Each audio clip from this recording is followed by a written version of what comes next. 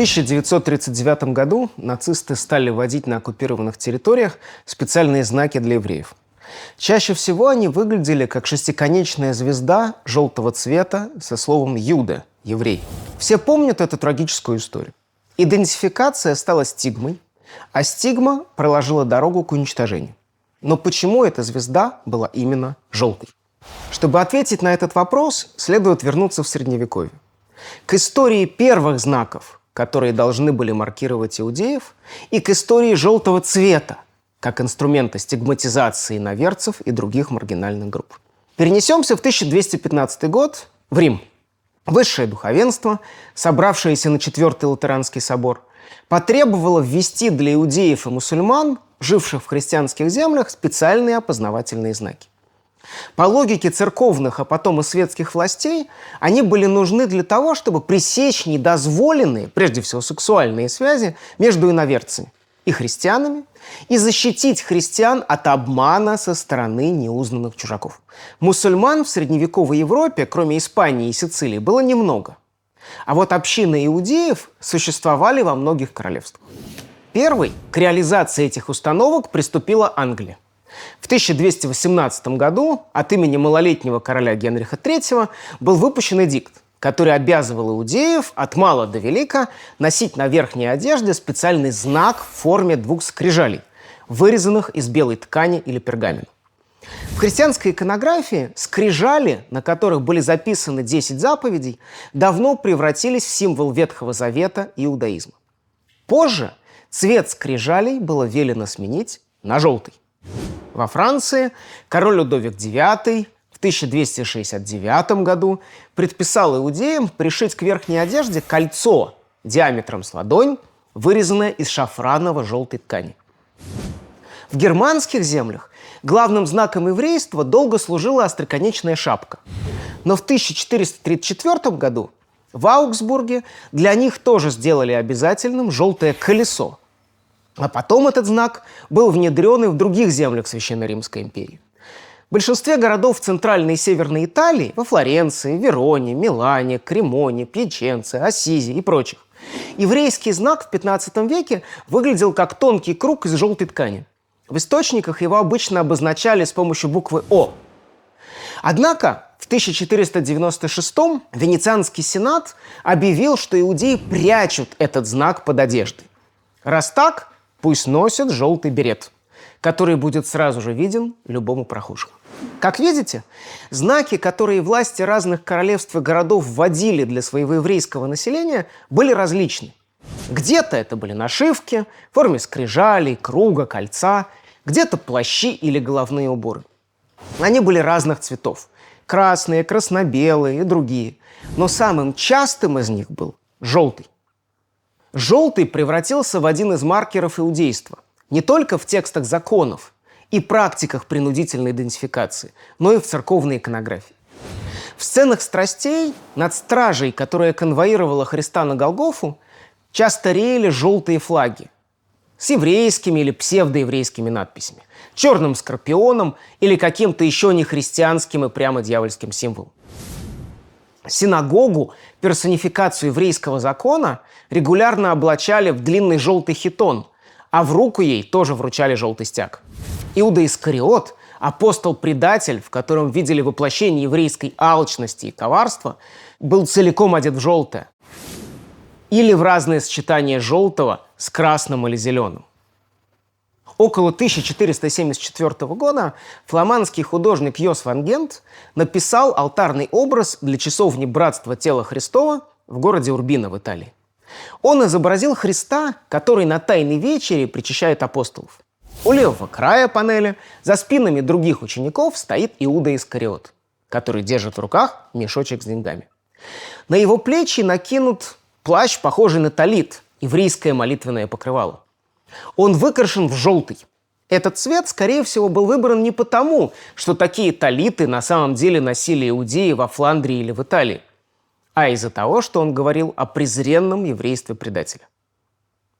Благодаря Мишелю Пастуро и другим историкам цвета мы знаем, что негативные функции желтого не ограничивались еврейскими знаками и полемикой против иудаизма.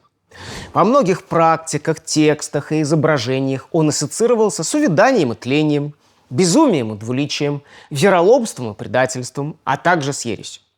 Достаточно привести всего несколько примеров. На юге Франции в XIII веке, после завершения альбигойских войн, для бывших еретиков-катаров ввели свои знаки – кресты из ткани шафранового цвета. Их требовалось пришивать к одежде. Это был инструмент покаяния и зримая стигма, позорный знак, не дававший тем, кто был запятнан ересью, но покаялся, смешаться с добрыми христианами.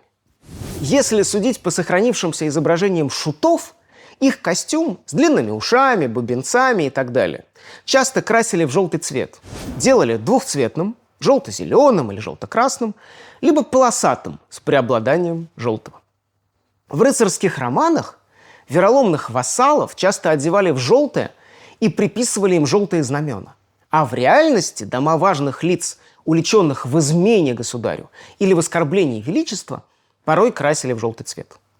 После того, как герцог Карл III де Бурбон, контабль Франции, перешел на сторону императора Карла V Габсбурга, парижский парламент принял решение о конфискации владений изменника, а двери и окна его парижской резиденции были выкрашены в желтый цвет бесчестия. Эти примеры неизбежно ставят вопрос, почему на средневековом Западе главным антииудейским цветом стал именно желтый? И точного ответа нет, но существует несколько гипотез. В соответствии с первой, иудеев стали маркировать позорным цветом, но его обесценивание произошло намного раньше и не имело никакого отношения к еврейскому вопросу. Как пишет Пастуро, в Древней Греции и в Риме периода республики желтый считался красивым цветом и часто ассоциировался с сакральным. Однако позже, в период империи, по неизвестным причинам он утратил популярность. В театре в желтое стали одевать разных сомнительных персонажей, выскочек, женоподобных мужчин и лицемеров. Существует свидетельство того, что в Риме в желтое одевались проститутки и женщины низкого происхождения, а у мужчин этот цвет ассоциировался с изнеженностью и моральной нечистотой. В средние века желтый тоже в какой-то момент стали редко использовать в одежде благородных господ, и он превратился в дурной цвет. Восторжествовало противопоставление – благородное золото, низкий желтый. По другой версии, негативная символика желтого пришла на средневековый Запад из мусульманского мира и была прямо связана с иудеями. Еще в VIII веке дамасский халиф Омар II обязал зимми, то есть людей договора, не мусульман, живших в его обширной державе, носить особые головные уборы и полосы ткани, которые отличали их от правоверных. Для христиан они были синими, а для иудеев – желтыми. Та же цветовая классификация в XIV веке применялась в Египте и Сирии. Ближе к католическим королевствам ее можно было встретить в мусульманской Испании, которая в эпоху реконкисты постепенно сдавала позиции под напором христианских королевств. Есть еще одна гипотеза. Историк Лесли Ермо предположил, что символическая связка между евреями и желтым возникла из-за того, что они во всем Средиземноморье играли важную роль в торговле шафраном, драгоценной специей, лекарством и красителем. И задолго до того, как их принудили одеваться в шафраново-желтый, активно использовали этот престижный цвет в своей одежде. Такая ассоциация закрепилась в умах христиан, и, вводя визуальную сегрегацию своих иудейских подданных, они превратили шафраново-желтый в еврейский цвет. И тот стал презренным. По каким бы причинам не обесценился желтый, мы видим, что в позднее Средневековье он устойчиво применялся как маркер для иноверцев, в частности иудеев, и других сомнительных и маргинальных групп. Но изучая историю цвета, важно не впадать в крайности и понимать, что ни в одном обществе не существует единого цветового кода, одной шкалы достоинства и презрения.